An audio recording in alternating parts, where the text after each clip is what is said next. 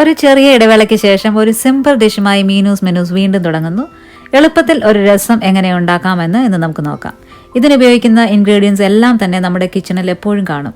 ഈ രസം തനിയെ കുടിക്കുന്നതിനും ചോറിനൊപ്പം കഴിക്കുന്നതിനൊക്കെ നല്ലതാണ്. പനി വരുമ്പോൾ ഇതൊരു നല്ല മരുന്നായി തന്നെ നമുക്ക് കഴിക്കാം. ഈ രസം ഉണ്ടാക്കുവാൻ ആവശ്യമായ സാധനങ്ങൾ എന്തെല്ലാം നോക്കാം. കുരുമുളക് 1 ടേബിൾ സ്പൂൺ, ജീരകം 1 ടേബിൾ സ്പൂൺ, വെളുത്തുള്ളി 4 അല്ലി. ഇത് മൂന്നും കൂടെ ചതച്ച് മാറ്റി വെക്കുക. ഏതെങ്കിലും ബ്രാൻഡ് രസപ്പൊടി 1 ടേബിൾ സ്പൂൺ. ഇത് ഓപ്ഷണലാണ്, നിങ്ങളുടെ കയ്യിലില്ലെങ്കിൽ ഇത് ചേർക്കേണ്ട ആവശ്യമില്ല. ഉപ്പ് അവരവരുടെ ആവശ്യത്തിന്. പിഴിപുള്ളി ഒരു ചെറിയ നാരങ്ങ വലുപ്പത്തിൽ കുതിർത്തെടുത്ത് അതിൻ്റെ വെള്ളം അരിച്ചെടുത്ത് മാറ്റി വെക്കുക. കായം 1/4 ടീസ്പൂൺ. ഒരു മീഡിയം തക്കാളി വേവിച്ച് അതിൻ്റെ സ്കിന്നെല്ലാം കളഞ്ഞ് ഉടച്ചെടുത്ത് മാറ്റി വെക്കുക. വെള്ളം 1 ലിറ്റർ.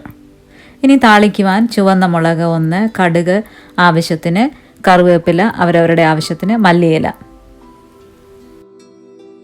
ഇത്രയും സാധനങ്ങൾ എടുത്ത് മാറ്റി വെച്ച് കഴിഞ്ഞാൽ പിന്നെ ഈ രസം ഉണ്ടാക്കാൻ വളരെ എളുപ്പമാണ്. ഇതെല്ലാം കൂടെ ഒന്ന് മിക്സ് ചെയ്ത് ഒന്ന് തിളപ്പിച്ച് താളിച്ചാൽ മാത്രം മതി. ആദ്യം നമുക്ക് പാത്രത്തിലോട്ട് അരച്ചെടുത്ത് വെച്ചിരിക്കുന്ന മിശ്രിതം ഇടാം. അതിനോടൊപ്പം തക്കാളി, പിന്നെ രസപ്പൊടി, അതിനുശേഷം പുളിവെള്ളം ചേർത്ത് മിക്സ് ചെയ്യുക. പിന്നെ വെള്ളം കൂടെ അതിലേക്ക് ഒഴിക്കുക. എടുത്ത് വെച്ചിരിക്കുന്ന വെള്ളം ചേർത്ത് ഒന്ന് നന്നായി മിക്സ് ചെയ്യുക.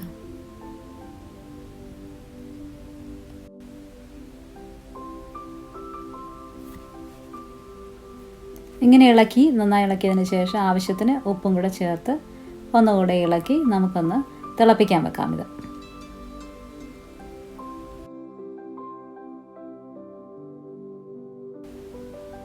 ഇതൊന്ന് തിളയ്ക്കുമ്പോൾ അധികം നേരം തിളയ്ക്കാൻ നോക്കണ്ട. ഒന്ന് ചെറുതായി തിളച്ച് വരുമ്പോൾ തന്നെ ഇത് നമ്മൾ ഓഫ് ആക്കണം. എന്നിട്ട് ഉപ്പൊക്കെ ആവശ്യത്തിനുണ്ടോ എന്ന് നോക്കണം. അതിനുശേഷം സ്റ്റൗ ഓഫ് ആക്കിയിട്ട് നമുക്ക് താളിക്കാം. ചൂടായ എണ്ണയിലേക്ക് കടുകിട്ട് പൊട്ടിക്കുക. ഇത് പെട്ടെന്നാണ് ഇതൊക്കെ ചെയ്യുന്നത്, കാരണം ഇത് താളിക്കാൻ അധികം സമയമൊന്നും ആവശ്യമില്ല.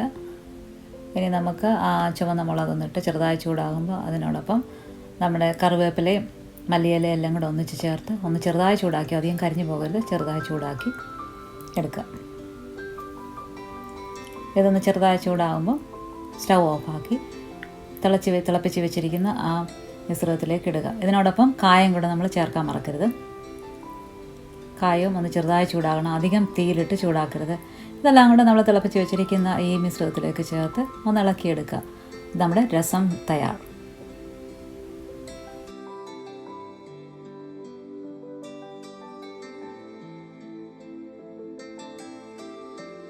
ഈ രസം വീട്ടിൽ ചെയ്യാൻ വളരെ എളുപ്പമാണ്. ഇതിന് രുചി മാത്രമല്ല വളരെ ഗുണവുമുണ്ട്. കൊച്ചുകുട്ടികൾക്കും മുതിർന്നവർക്കും ഒരുപോലെ ഇഷ്ടപ്പെടുന്ന ഒരു വിഭവമാണിത്.